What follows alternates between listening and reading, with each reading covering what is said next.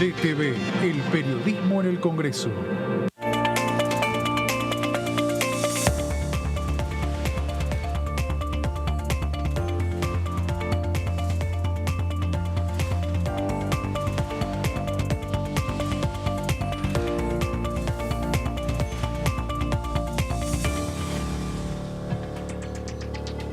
Hola, bienvenidos a una nueva jornada del resumen de noticias parlamentarias. Como siempre, vamos a hacer un repaso de las noticias más importantes del día aquí en la Cámara de Diputados de la Nación. José, ¿cómo estás? Muy bien. ¿Todo bien? Todo bien. Una semana muy tranquila aquí en la Cámara por el momento. Sí. En la Cámara sí, en el Senado ayer hablábamos respecto de a ver si había actividad. Ahí, sorprendentemente, hubo actividad y empezaron a haber reuniones de comisión donde empezaron a avanzar las medias sanciones que se alcanzaron la semana pasada. Ajá. El tema de universidades se está tratando en este mismo momento. IVA. El tema IVA y el tema Empezaron a avanzar para el tratamiento en comisión, ¿no? En comisión ya dictaminan y ya irán a una próxima sesión. Pero las comisiones, ¿cuándo? ¿Esta semana? No, la semana que viene seguramente. Las comisiones ahora ya están, las trataron, hoy ya trataron trataron hoy. IVA y calzado. El régimen del calzado, que son esos dos proyectos que se trataron la semana pasada, y las tres universidades que se les dieron media sanción la semana pasada, así que rápidamente se supone que probablemente en la primera semana de noviembre, pasadas las elecciones, independientemente de si hay o no balotaje, seguramente serán ley, tendremos algunas leyes y bueno, bienvenido sea que eso suceda en cuanto a que, y hoy seguramente vamos a hablar de esos temas que quedan pendientes, esas medias sanciones que quedan en un limbo. Entonces por eso celebramos que lo que se apruebe en diputados vaya avanzando en el Senado. Entonces seguramente la semana que viene habrá una sesión en el Senado, calculo, no sé si se me viene o la próxima, decís vos. Me parece que la siguiente. Y claro, y aquí seguramente también va a haber, antes, si llega a haber o no un eventual balotaje, yo creo que se va a llegar a avanzar en una sesión especial más teniendo en cuenta la cantidad de proyectos todavía que ya tienen dictamen de comisión y que estarían en condiciones de meterse en la próxima, justamente en la próxima sesión especial.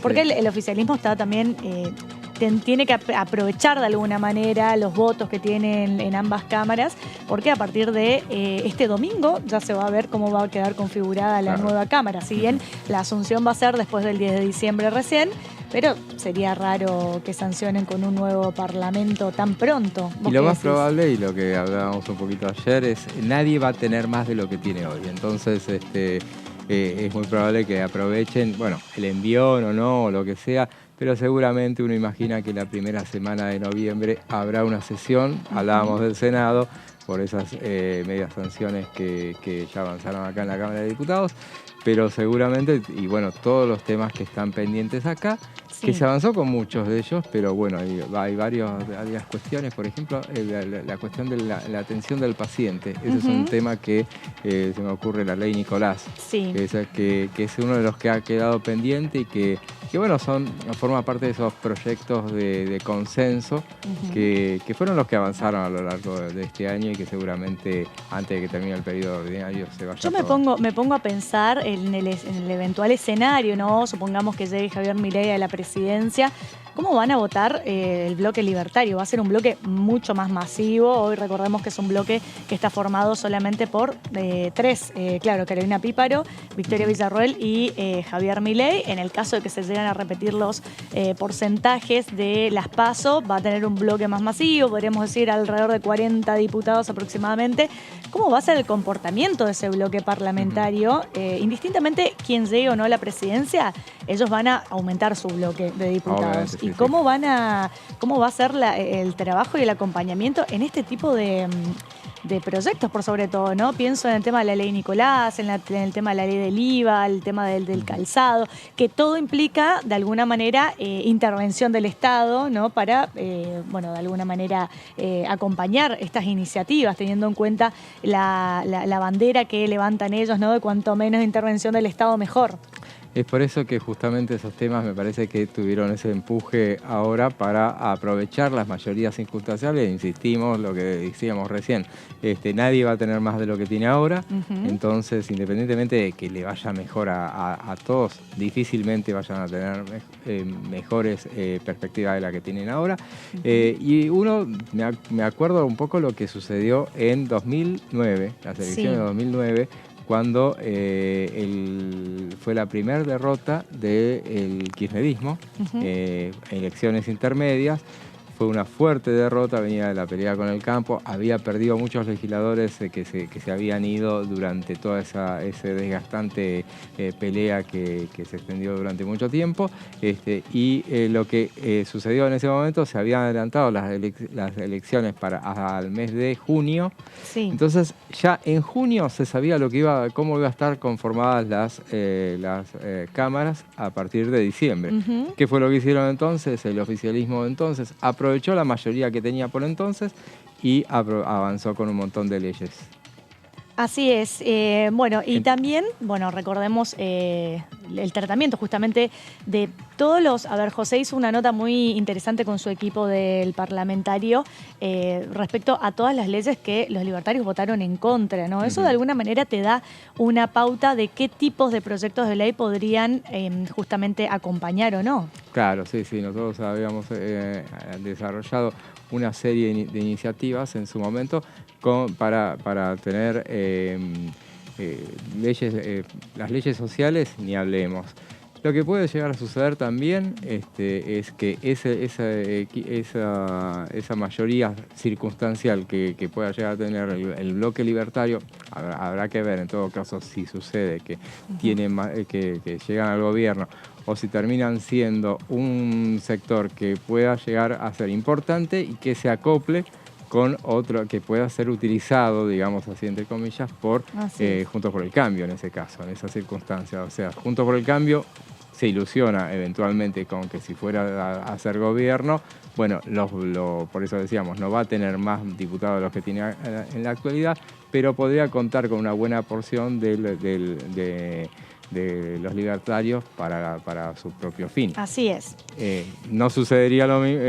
Ahora, si fuera los libertarios llegan al poder, se ilusionan con contar con una parte de Juntos por el Cambio. Veremos qué sucede. Falta poco igual, ya falta poco para ver cómo se recompone el Congreso Nacional luego de las elecciones.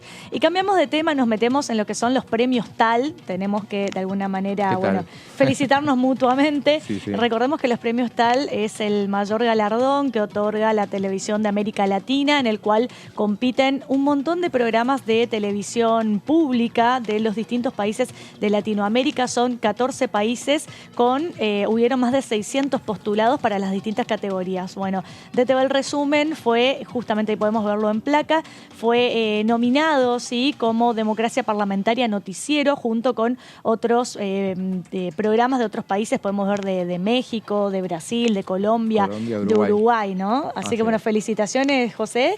Felicitaciones y felicitaciones a todo el equipo. Por eso y por sobre todas las cosas felicitar y agradecer, por sobre todo desde la dirección del canal, a los cámaras, a la gente que está en producción, ¿sí? A todos los compañeros que hacen posible este noticiero de TV El Resumen, porque justamente se necesita de todos para que esto pueda salir de la manera que sale. Hay un gran trabajo detrás de cámara. José y yo estamos acá comentando, pero la producción que hay atrás, desde Anita, que es nuestra productora ejecutiva, Franco, Franco, que es el productor también general, que es el que busca los tapes, el que ahí trata de ilustrar siempre todos los temas que vamos a hacer, que arma todas las placas. Y bueno, y por supuesto agradecer a la dirección, a Darío, a Darío Naftulewicz también por la confianza que tuvo en nosotros, en confiar en nosotros en conducir justamente DTV El Resumen. Así que estamos muy agradecidos. Veremos, creo que para el mes de noviembre se van a saber los ganadores. Eso ya no. Por lo que estuve mirando. Ayer estuve mirando la transmisión en vivo por YouTube, que hicieron un programa especial desde Colombia, si mal no recuerdo, donde, ver, de alguna manera mostraron todas las categorías que están nominadas y los distintos programas que están nominados en esas diversas categorías. Así que, bueno, muchas gracias obviamente al jurado que nos tuvo en cuenta, porque es un jurado que está formado por muchos, podríamos decir, productores, directores, periodistas, iluminadores de distintas partes de América Latina, ¿sí? Es un jurado que está compuesto por eso. Así es, 14 países que toman parte de este premio, de los premios TAL. Y bueno, y nuevamente entonces esto que para nosotros es una caricia al espíritu, justamente, y bueno, y para todo, realmente para todo el canal, eso es realmente muy reconfortante, y para todo el equipo que hace el resumen, y bueno, muy agradecido por eso. Así es. Y bueno, vamos a meternos en lo que es el tema del día de hoy. Vamos a repasar lo que fue la sanción de la ley de deudores morosos alimentarios. Vamos a hablar un poco sobre el régimen de paternidad, que se estuvo hablando mucho en estos días a raíz de la declaración de una de las que podría llegar a ser diputada de los libertarios. No sé en qué orden de la lista está en el puesto 8. O sea, entraría, en teoría, sí. Entraría como diputada, y le preguntaron cuál sería uno de los proyectos que presentaría aquí en la Cámara de Diputados, y ella dijo, ni más ni menos, dar la posibilidad de que los hombres puedan renunciar a la paternidad. Una locura, una locura. Yo creo que todos los abogados nos agarramos de la cabeza, ¿no? Las mujeres feministas. Es muy loco, ¿no? Porque de alguna manera plantean, por un lado, restringir a las mujeres el derecho al aborto y darle la posibilidad a los hombres de que puedan renunciar a la paternidad. Yo la invitaría a la diputada que recorra un juzgado de familia primeramente, que mire los registros de deudores morosos alimentarios y que vea la cantidad de hombres que no se hacen cargo de la cuota alimentaria, del régimen de visita, de los hijos que decidieron o no traer al mundo, pero es una responsabilidad, ¿sí? Ser padre es un derecho y también es un deber por sobre todas las cosas, así que es bastante, podemos decir, irresponsable plantear una cosa así, porque claramente, aparte, para poder plantear una de esas cuestiones hay que modificar un montón de leyes, ni más ni menos que el Código Civil y Comercial, así que otra vez, otra de las propuestas que es muy difícil llevarlas a la práctica, pero no me voy a adelantar, vamos a ir desarrollándolo de a poco, a ver en qué consiste justamente este proyecto de deudores morosos alimentarios. ¿Por qué existe el régimen de deudores morosos alimentarios? Existe en respuesta justamente a que hay un montón de sentencias judiciales que ya tramitaron por un proceso de familia, que ya un juez dictaminó que hay un padre que debe pagar una cuota alimentaria, que debe respetar un régimen de visita, y así todo no se cumple. Entonces, el registro de deudores alimentarios está pensado, lógicamente, para de alguna manera decir a ese padre, bueno, si no cumplís con la cuota alimentaria, con lo que te corresponde por ser padre de una criatura, no vas a poder realizar ciertos actos porque estás en el registro de deudores alimentarios, como por ejemplo, ahora ya no recuerdo exactamente, pero habían varias limitaciones, como por ejemplo el renovar la licencia de conducir, no ingresar a estadios de fútbol, bueno, un montón de restricciones. Así que enseguida vamos a desarrollarlo en profundidad. Vamos a escuchar al diputado Ramiro Gutiérrez del Frente de Todos, que hablaba sobre este tema. Bueno, estamos viviendo ya en clima electoral. Antes no existía este clima, estaba todo muy disperso. El primer turno fue una elección donde ni siquiera las fuerzas políticas estaban muy movilizadas, solamente los que teníamos un interés, estábamos trabajándolo, pero es como que se Qué había... lindo acto el de ayer, ¿eh? Sí, muy lindo, muy prolijo. Me gustó. El acto de cierre de la provincia de Buenos Aires, Massa, Kicillof y Ferraresi en Avellaneda. Un acto de comunicación de propuestas. Tal cual. Realmente... Y los vi muy tranquilo a ambos. Lo vi muy tranquilo, bueno, al gobernador, y lo vi muy tranquilo también a Sergio. Lo vi muy tranquilos, con la mente muy clara lo que vi. A mí me pasaron tres cosas. A ver, ¿qué te pasó? ¿Vos estabas ahí? Sí, estaba claro. ahí. Lo primero que me pasó es ver la pulcritud de un acto que movilizó tanta cantidad de gente. Es una fecha histórica. Sí, pero fue prolijo en su organización, en su concentración, durante el transcurso del acto y cuando se fueron. Después me vi un fenómeno que yo siempre se lo decía a mi amigo Sergio Massa, que es la conducción del todo. A ver, explícanos eso, a ver, ¿qué es eso? A partir de Tucumán se generó un fenómeno... ¿Ayer estuvo Mansur? Sí. Yo lo vi a Mansur. Sí, de hecho creo que le hizo un comentario Massa desde arriba del escenario. Sí. Mansur en Tucumán juntó todo el ejército del norte. Vinieron todos los gobernadores. Esa fue la directiva, ¿no? Sí, y él dijo, tracemos una línea, lo que pasó, pasó, nos de acá hacia adelante hay un fenómeno de conducción, hay un nuevo liderazgo, ese liderazgo lo conduce Sergio Massa en un proceso electoral y ayudémoslo a que gane.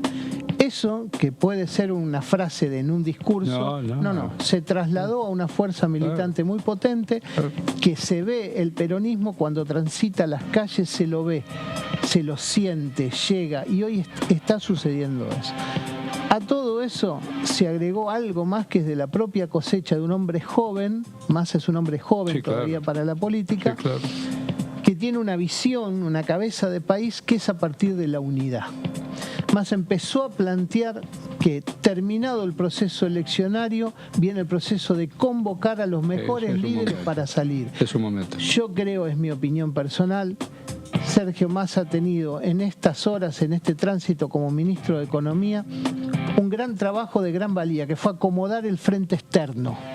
Nosotros, y cuando hablo de nosotros, los dos debates. Sí, hablo de país. Sí, teníamos la suerte echada con un montón de vencimientos muy difíciles para afrontar. Un gran desconocimiento del derecho actual.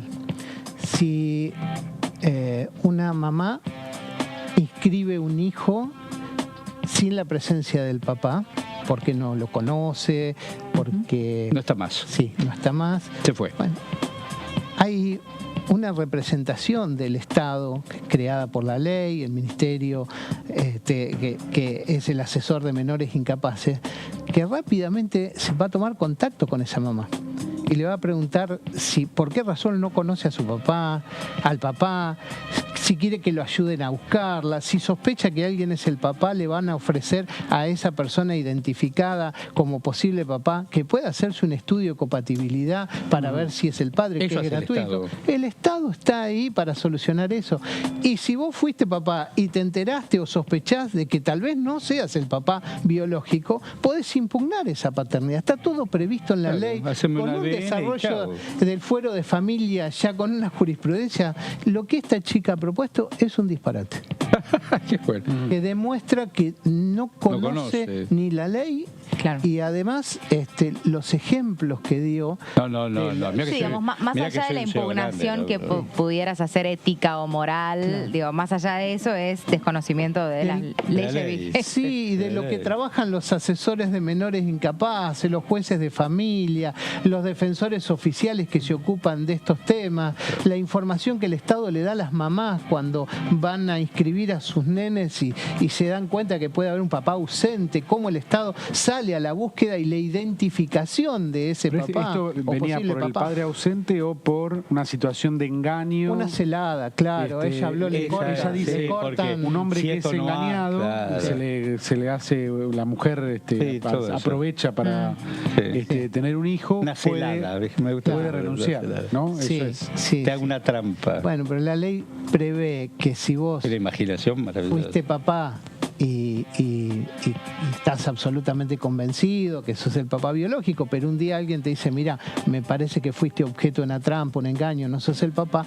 tenés el mecanismo legal de la impugnación de la paternidad. Y con un certificado, con una sola prueba del 99,9% de certeza, pudiste resolver esa situación y no tiene el nene más vocación hereditaria con vos no vas a hacer más tus bienes o tu patrimonio, ese nene no va a poder acceder porque ya no hay vínculo de paternidad, o sea, la ley lo tiene resuelto. Él escuchábamos a Ramiro Gutiérrez hablando sobre el tema del régimen de paternidad, ¿no? Que hizo referencia a una de las candidatas a diputadas nacionales por La Libertad Avanza. Y claramente para decir ese tipo de declaraciones hay un gran desconocimiento de la ley, como lo decía Ramiro Gutiérrez, uno que tiene una formación en derecho como la tengo yo, como la tiene Ramiro, la tienen tantas otras personas en la Argentina.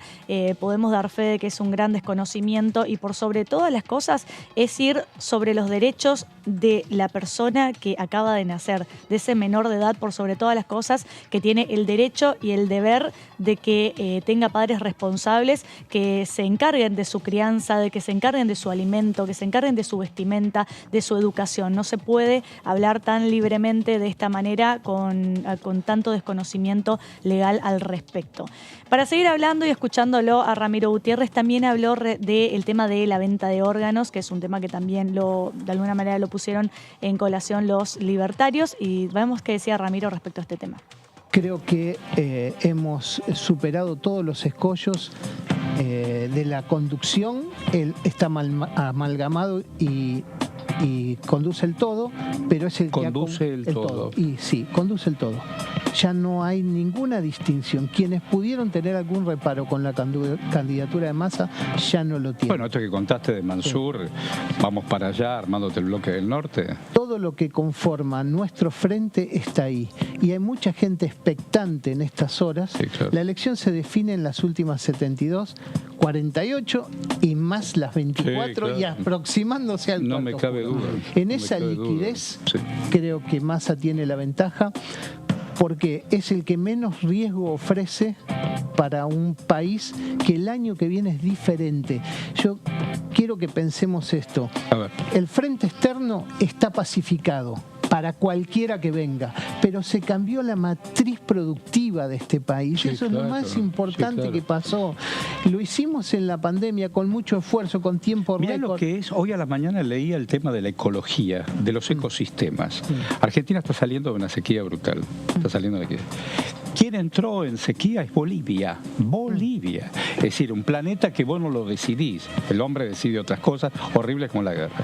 Pero el ecosistema ya bastante hizo lo propio. El año que viene vendrán las mieses o los resultados de todo eso. Claro, porque lo que nosotros nos tocó sufrir, lamentablemente ahora lo están sufriendo otros por un cambio climático general. Tal cual. Entonces vamos a vender proteínas. Somos un gran productor de proteínas. Nos van a comprar. Pero también somos la segunda reserva de shale oil y la segunda shale gas y la cuarta shale oil.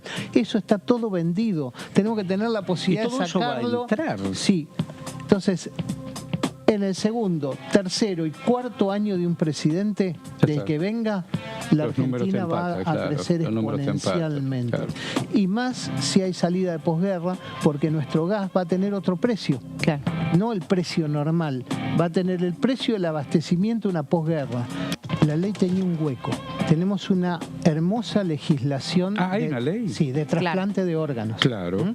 Por eso interviene el INCUCAI. Sí, nuestro país tiene know-how, tiene una fórmula, un procedimiento. Un día deberías invitar o se debería poder traer acá, no sé la cantidad, pero sí, yo lo viví en primera persona. Bueno, yo tuve que hacer un trasplante para mi hija mayor de médula y gracias a esa ley y gracias al INCUCAI mi hija está viva. Bueno, es maravilloso. Esto tiene que ver con la solidaridad y el altruismo. Así está planteado y nuestro país va en línea con todos los ordenamientos del mundo que regulan esos dos principios para que la vida se continúe en otro. Se está extinguiendo en alguien y continúa en otro. Ese principio de orden ético nos habla de la no mercantilización del cuerpo humano. Está en contraposición. Hay dos veredas. O mercantilizás el cuerpo humano o a partir del altruismo generás una ley de donación y trasplante. Nuestra ley era muy buena, nació del reclamo de las víctimas, de una víctima niña en particular, surgió esta ley con un fuerte apoyo en el Congreso de la Nación Argentina.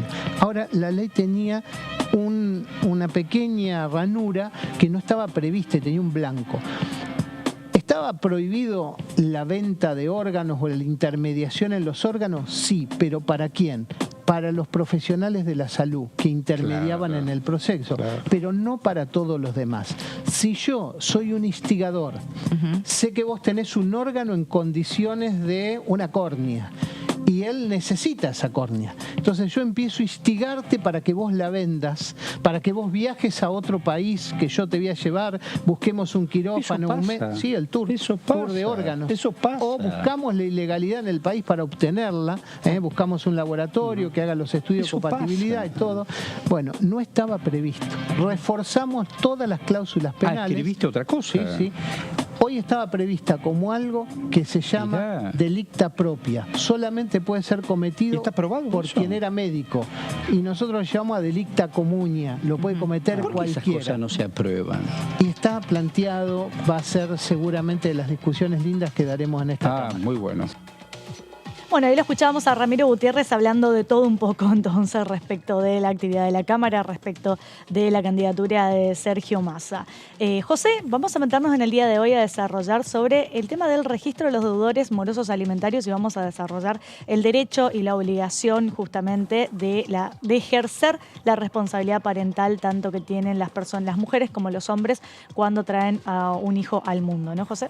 Así es, y bueno, justamente usamos como disparador ese proyecto polémico que no lo presentó porque está Lilia Lemoyne, que es la de quien estuvimos hablando, la candidata a diputada por La Libertad Avanza en el 8º lugar. Lo propuso y lo anticipó como va a ser su primer proyecto y tiene que ver con una renuncia a la paternidad que bueno, le habilita a los padres, a la madre en realidad, a tener 15 días como para tener la confirmación o no del padre de si se va a hacer cargo económicamente del hijo. Una locura. Sí. Esta es una aparte, cuestión. Perdón, José, te voy a interrumpir mucho en esta columna. Porque estamos aparte para eso. Existe algo también que el deber alimentario surge incluso ya cuando la mujer está embarazada. La mujer estando embarazada, si el hombre, el presunto padre, podríamos decir, desaparece, no se hace cargo, la mujer puede ir a los estrados judiciales y pedir una cuota alimentaria, podríamos decir, anticipada por el embarazo, porque la mujer al estar embarazada también tiene gastos, ¿no? Tiene que tomar ciertas vitaminas, tiene que ir preparando las cosas para el bebé, comprando las cosas, cambiarse la ropa, porque el cuerpo obviamente te cambia, necesitas ropa nueva, aumentan tus gastos por el simple hecho de estar embarazada. Y hay que decirle a esta diputada que la ley prevé que las mujeres embarazadas puedan pedir una cuota alimentaria incluso estando embarazadas. No hace falta esperar a que el bebé nazca para ejecutar o pedir una cuota alimentaria en un juzgado de familia. Ya lo podés hacer justamente y cómo, de alguna manera, cómo probás.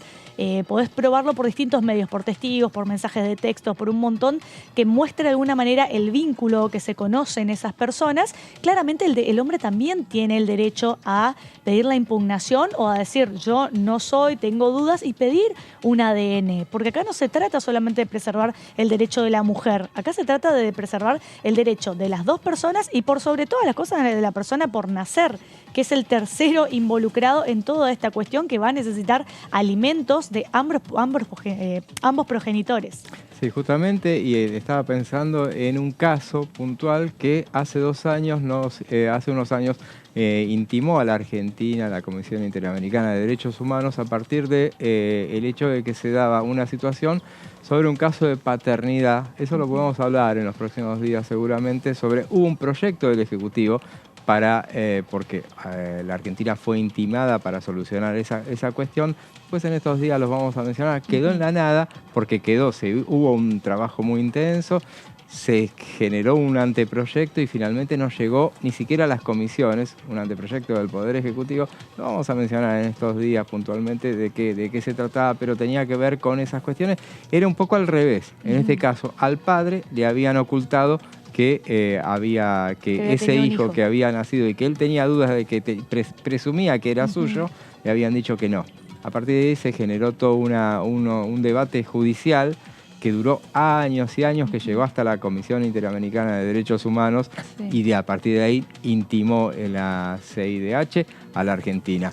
En este caso, bueno, es el otro extremo. Habría que decirlo en todo caso a aquellos futuros legisladores que, bueno, legislar es una tarea muy interesante, muy intensa y tiene que ser ejercida con mucha responsabilidad, porque no es necesariamente generar proyectos de impacto a partir de los cuales estén horas y horas todo el mundo hablando de esos temas, porque es un poco menear las instituciones, me parece, y es un poco lo que vos decías recién. O sea, ¿Cuántos proyectos, una iniciativa de ese tipo que diga que bueno, que no le parece justo que un hombre que tenga que hacerse cargo económicamente de una criatura, una criatura hasta los 18 años cuando no es querido? Claro, no tuvo el deseo, digamos, de hacer. Claro, entonces realmente, ¿cuánta legislación habría que modificarse para que avanzara esa? Me parece que legislar no es necesariamente buscar likes, es otra cosa. Esto. Sí, pero aparte por sobre todas las cosas, José, yo creo que tiene que ver con un gran desconocimiento. Yo digo, no hay una persona que haya transitado los juzgados de familia y te juro, pero del 95% de los casos son mujeres con hijos. Claro. Que están ahí peleando por una cuota alimentaria. Son muy pocos, no digo que no exista, pero son muy pocos los casos en los cuales son los hombres los que van a pelear por una cuota alimentaria por parte de la progenitoria que quizá no se hace cargo o no ejerce su responsabilidad. Es por eso que existen este tipo de normativas. No existe porque se les ocurrió y dice vamos a joderle la vida a los hombres. No es así. Existe porque estadísticamente está demostrado que cuando una mujer es madre, muchísimos hombres se terminan borrando y no ejercen el rol de la paternidad por sobre todas las cosas de prestar la cuota alimentaria, de mantener a ese hijo que haya sido buscado o no, vaya uno a saber, son cuestiones íntimas de la pareja, pero lo cierto es que esa persona nació y está viva y por lo tanto necesita una cuota alimentaria para su subsistencia, ni más ni menos. Así es, y bueno, por eso a lo largo del día estuvimos desde temprano analizando de qué manera podíamos llegar a analizar esto y contraponerlo con eso, porque buscar cuáles son las responsabilidades parentales que hay con relación al nacimiento de un chico. Y se nos ocurrió justamente que el tema por antonomasia es el Registro Nacional de Deudores Alimentarios Morosos. Mucho hablamos nosotros a partir de la aprobación de este proyecto. Fue alcanzada en la sesión del 9 de noviembre del año pasado. Sí. Hasta allá nos remontamos. La Cámara de Diputados dio media sanción a un proyecto que establece la creación en el ámbito del Ministerio de Justicia y Derechos Humanos de la Nación de un Registro Nacional de Deudores Alimentarios, se va a llamar RENDAM. Fue por amplia mayoría con 225 votos a favor, 1 en contra de José Luis Espert y ninguna abstención. Así es. José, te interrumpo 2 minutos, vamos a un breve corte, quédense con nosotros que en minutos nada más seguimos desarrollando este tema tan interesante del día de hoy. Ya venimos.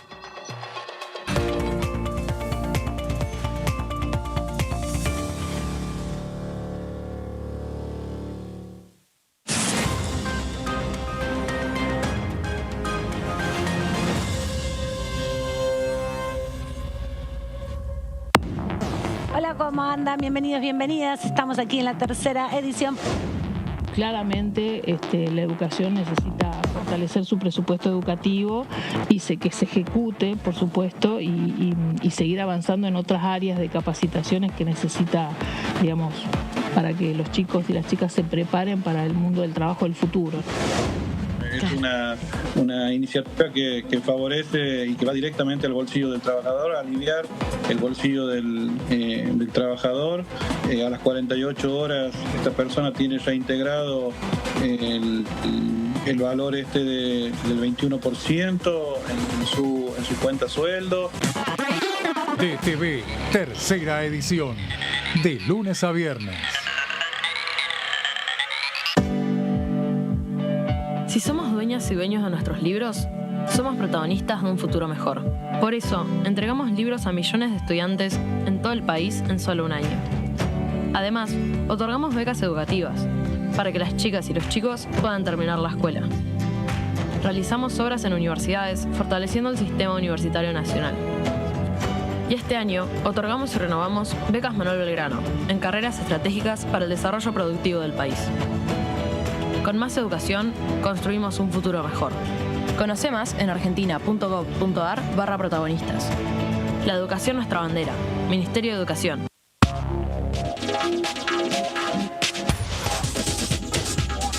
Todo Cultura. Miércoles 23 horas. Ay, dale, escuchame. Mirá lo que tengo para mostrarte. Así vas a estar en 10 años. ¿Cómo te ves? Mirá, me veo bastante fachero, sí. Tranquilo y sobre todo jubilado. Ah, ¿te vas a jubilar? Sí, ya me estoy encargando de eso. Qué bueno. Bueno, dale, prendí. A ver.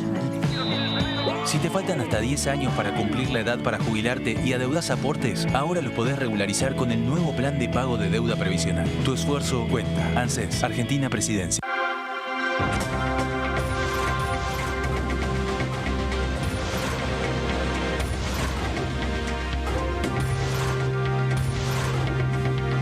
Ellos son tu voz en la tercera edición. DTV, el periodismo en el Congreso.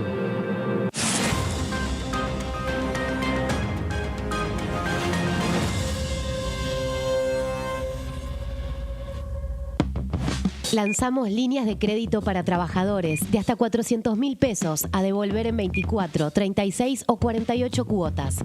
Y detrás de ese dato, más argentinos pueden progresar.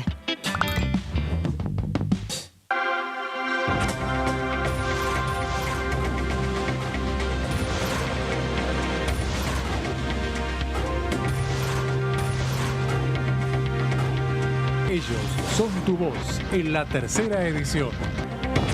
DTV, el periodismo en el Congreso. Otorgamos un refuerzo económico a más de 7.800.000 jubilados y pensionados durante 3 meses. Y detrás de ese dato, protegemos a quienes más lo necesitan. ¿Cómo están? Bienvenidos, bienvenidas a este lado C del Congreso de la Nación. La parte donde la fibra íntima que uno tiene, ¿no? Que uno lleva. El periodismo es algo que a uno también lo apasiona, es algo que no puedes despegarte del periodismo. Pero bueno, la pintura la verdad que es lo que más llevo adentro, y es un poco eso que decía Frida Kahlo.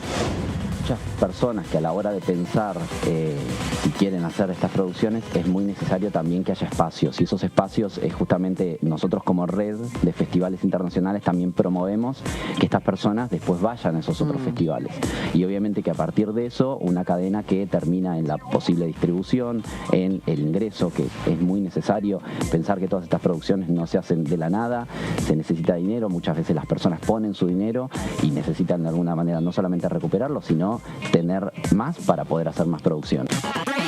Todo Cultura, miércoles 23 horas.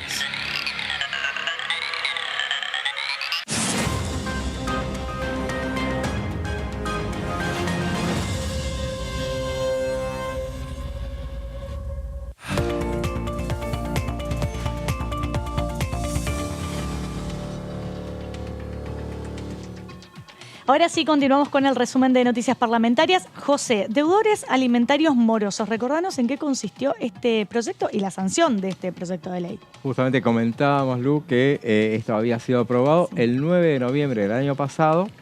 Tuvo media sanción. El proyecto que establece es la creación en el ámbito del Ministerio de Justicia y Derechos Humanos de la Nación de un registro nacional de deudores alimentarios. El texto se elaboró por consenso en base a proyectos que presentaron Cecilia Moró, que es la actual presidenta del cuerpo, los radicales Julio Cobos y Rosana Reyes, Paula Oliveto de la Coalición Cívica, Carla Carrizo de Evolución Radical y los oficialistas Jimena López y Marcelo Koenig. Esa fue la iniciativa. Bueno, pasamos a la... Sí, recién... Ese tema, por eso, si hablamos de morosidad, que estamos hablando de morosidad de deudores alimentarios, vamos a hablar de la morosidad en la que, por eso hoy señalábamos el tema de que, bueno, las medias sanciones nos pone contentos cuando finalmente después avanza la media sanción, se trata en la otra Cámara. Sí. Que sucede lo mismo cuando nace una iniciativa así. Recién, el 29 de agosto de este año, esa media sanción consiguió dictamen favorable en la Comisión de Legislación General del Senado. ¿Qué pasó? Pregunta, ¿este tema se reglamentó? No se aprobó todavía. Ah, ni siquiera. Ni siquiera. No. Claro, justamente a eso iba. Claro, tuvo dictamen en el Senado, pero todavía no se aprobó en el Senado en sesión. Después fue analizado, por eso nosotros nos planteábamos a ver si finalmente se había aprobado o no, porque había sido incluido en un temario. Después, recordemos, el Senado está muy trabado por discrepancia entre el oficialismo y la oposición. Finalmente con la cantidad no se trató. De temas que tienen para sesionar, tiene que estar 3 días ahí adentro. Hay muchas medias sanciones. Después, si querés, vamos a hacer a enumerarla en otros programas, enumerar las medias sanciones que están esperando para su aprobación en el Senado, pero esta es una de las que más llama la atención. porque hay amplio consenso, inclusive, obviamente, en el Senado, donde hubo una reunión en la que pusieron a la vista, inclusive, lo que suele suceder cuando hay proyectos, también hay proyectos del Senado. Entonces pusieron a la vista proyectos que ingresaron sobre el tema en la Cámara Alta de los senadores nacional, Silvina García Larraburu, de la Unión Ciudadana, Daniel Cronenberger, de la Unión Cívica Radical, y Daniel Benzuzán, del Frente Nacional y Popular. O sea que lo que se dijo en ese momento, la senadora Anabel Fernández Sagasti, fue que ante la similitud de los proyectos que habían ahí, justamente no convenía hacerle ninguna modificación para que después volviera acá. Finalmente, bueno, se incluyó en algún temario una sesión que no se hizo, finalmente. Después este año hubo 2 sesiones solamente para tratar temas en el Senado, entonces por eso este tema sigue esperando. Esperemos que en la próxima reunión, tal vez en la 1 de noviembre, como dijimos, aventuramos esa sesión, pueda ser incluido este tema porque están morosos con ese tema. Veamos, durante el debate en diputados, vamos a recordar entonces un poco lo que sucedió en diputados. El presidente de la Comisión de Legislación General, Lucas Godoy, resaltó que trabajaron mucho en el tema, muchos diputados que vienen presentando proyectos constantemente, al tipo que ponderó que se ha trabajado profundamente en las comisiones y se ha logrado un acuerdo generalizado. No hay duda de la creación de este registro. La visión universal es bastante aceptada, tanto acá como adentro de la sociedad en su conjunto. Si te parece, ya que lo nombraste a Lucas Godoy, que es el presidente de la Comisión General, vamos a ver y repasar lo que decía respecto a este tema. Un tema importante en el cual trabajaron muchos diputados y diputadas que vienen presentando proyectos constantemente. Se ha trabajado profundamente en las distintas comisiones que intervenimos y se ha logrado, me parece, un acuerdo generalizado. Creo que no hay dudas sobre la necesidad de la creación de este registro. Por ahí tengamos disidencias particulares, pero la visión universal es bastante aceptada, no solamente aquí adentro en términos endógenos, sino también, me parece, con la sociedad en su conjunto. El derecho alimentario como un derecho fundamental, un derecho humano, está protegido, regulado, amparado, como le decía, por la Constitución, tratados internacionales y leyes. El Código Civil y Comercial estipula distintas instancias, regula los alimentos como la obligación de alimentos que comprende la satisfacción de las necesidades de los hijos, de manutención, educación, esparcimiento, vestimenta, habitación, asistencia, gastos por enfermedad, gastos necesarios para adquirir una profesión o oficio, regula las obligaciones parentales, la responsabilidad parental en temas alimentarios, el contenido además de la obligación alimentaria, que comprende lo necesario para la subsistencia, habitación, vestuario, asistencia médica, etc. Lamentablemente siguen habiendo deudores, y voy a decir deudores porque en definitiva la enorme mayoría de quienes deben esos alimentos son varones, son los padres, y tenemos que buscar mecanismos para compeler al cumplimiento de esa obligación, para exhortar de distintas maneras. Esta es básicamente la finalidad del registro: unificar los distintos registros provinciales y estipular algunas medidas restrictivas que generen impedimentos, que logren el fin que estamos buscando. De las distintas estadísticas que surgen de estudios, de organizaciones, me parece que la más importante es la siguiente: el 70% de las madres en la Argentina convive con el padre responsable de los alimentos de los hijos. El 30% no. Y de esas, solo 1 de cada 4 de ellas cuenta con los ingresos de la cuota alimentaria. Estamos hablando de un universo muy amplio, mucho más amplio de lo que está previsto en los registros, porque los registros, lógicamente, tienen que ver con obligaciones no cumplidas en base a acuerdos homologados o sentencias judiciales justamente no cumplidas.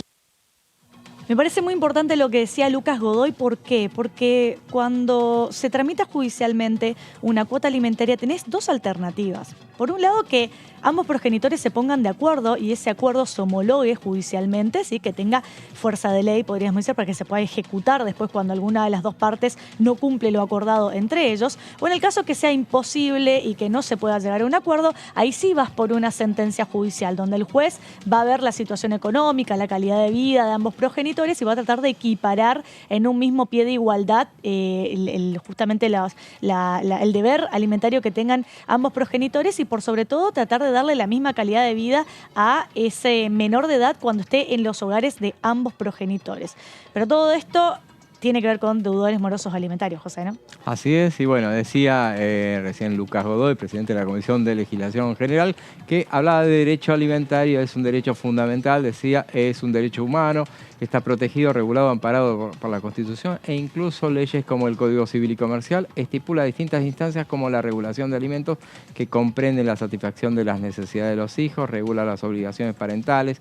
Pero él decía que sigue habiendo deudores y que la enorme mayoría son varones, justamente, y uno viene a cuento entonces toda esta cuestión de lo que hablamos en toda la primera parte del programa.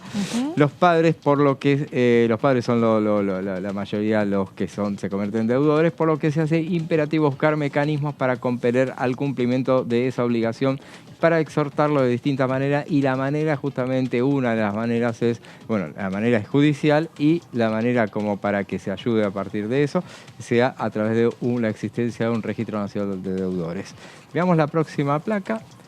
Carla Carrizo, esa fue otra de las oradoras durante ese debate. Ella dijo que cuando fue la pandemia, ella recordaba, cuando fue la pandemia entramos en emergencia. Todo el mundo hablaba de la digitalización, pero estaba tan invisibilizado el tema de la cuota alimentaria, de las judicializaciones y de la responsabilidad parental por alimentos, que las mujeres, que representan casi el 48% de los hogares monoparentales, que cobraban con un cheque. O sea, había digitalización para todo, la gente ya había home office, todo eso, pero bueno, tenían que ir a cobrar el cheque, tenían que ir al juzgado a buscar el cheque para poder después ir al banco para poder cobrar la cuota alimentaria. En el mundo de la digitalización, decía Carla Carrizo, las mujeres que dependían de la cuota alimentaria, siendo jefas de hogar, tenían que exponerse a contagiarse de COVID, porque no había vacunas en ese momento y tenían que ir al banco a cobrar el cheque y antes de eso a retirarlo. Veamos la próxima placa. También decía la diputada de Evolución Radical que desde 2015 en la Argentina ya no hay más patria potestad, hay responsabilidad parental. Eso del 2015 es importante porque en el 2015 hubo una modificación al Código Civil y Comercial. Recordemos que teníamos un código muy antiguo que tenía introducido ciertos conceptos de hace muchísimos años que actualmente ya no aplicaban más en la actualidad que estamos actualmente, ¿no? Así que es ahí donde, en el 2015, donde se modifica el Código Civil y Comercial. De hecho, se cambia el nombre porque se unifica. Antes era el Código Civil y aparte tenías el Código de Comercio. Entonces se unifican ambos y se modifican muchísimos institutos, incluso el de familia fue uno de los más modificados en ese momento. Así es, y decía Carla Carrizo que hay responsabilidad parental. ¿Qué quiere decir esto? Que los hijos no se poseen teléfono para la línea Moine, de Moine. No se poseen, se respetan, y por eso hablamos de responsabilidad parental.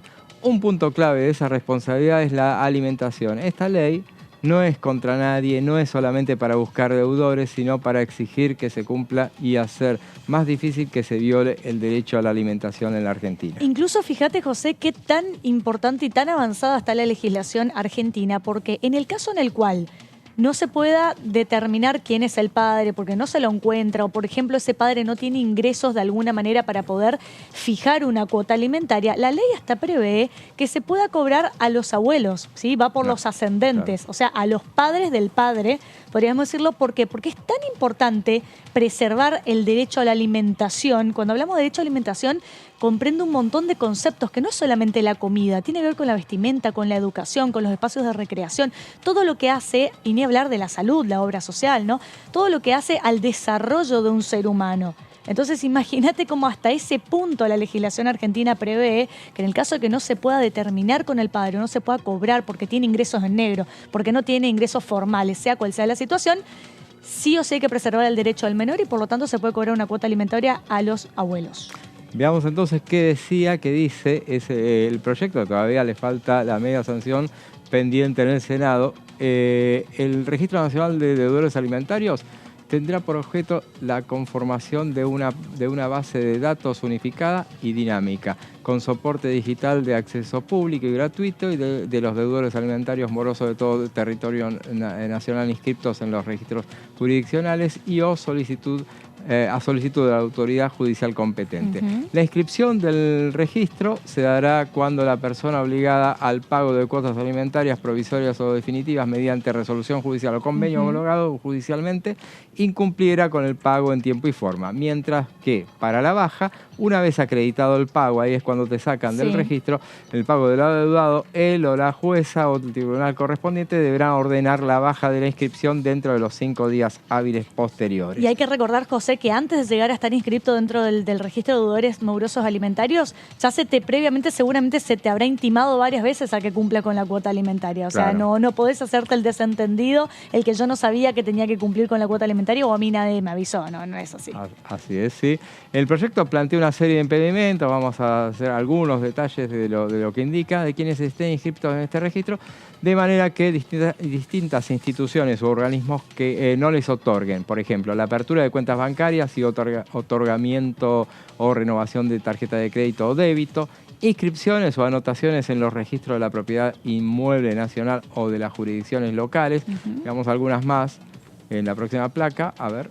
Otorgamiento o adjudicación a título oneroso de viviendas sociales o cesión de los derechos emanados de las mismas, expedición o renovación de pasaporte, solicitud de licencia para conducir o su renovación o habilitación para la apertura de comercio o industria, inscripción a la matrícula de colegios profesionales o entidad similar necesaria para el ejercicio de actividad bajo matrícula pública, entre otros casos. Y por ejemplo también se prevé que las personas inscritas en el registro no podrán ingresar en carácter de espectadores a eventos y torneos deportivos masivos, por ejemplo, ni a casinos o casas de juego. O sea, le buscaron por todos los flancos. O sea, si no te enteraste, es porque... Te lo van a hacer saber. Sí. El artículo 15 establece que la autoridad de aplicación debe articular con el Consejo Federal de Niñez, Adolescencia y Familia, la Secretaría Nacional de Niñez, Adolescencia y Familia, el Ministerio de Mujeres, Género y Diversidad y otros organismos competentes. Todos estos son los elementos para lograr y bueno, insistimos, ojalá que pronto se apruebe, antes de terminar este periodo ordinario, se convierta en ley esta iniciativa.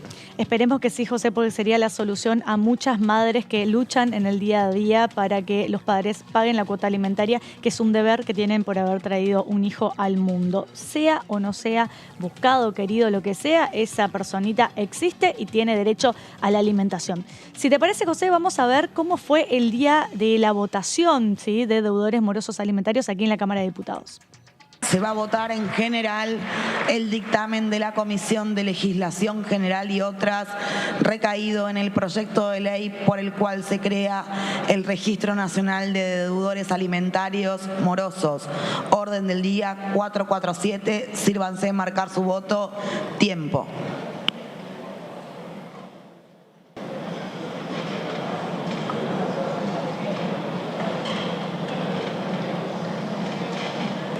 Secretaría se dará lectura del resultado de la votación.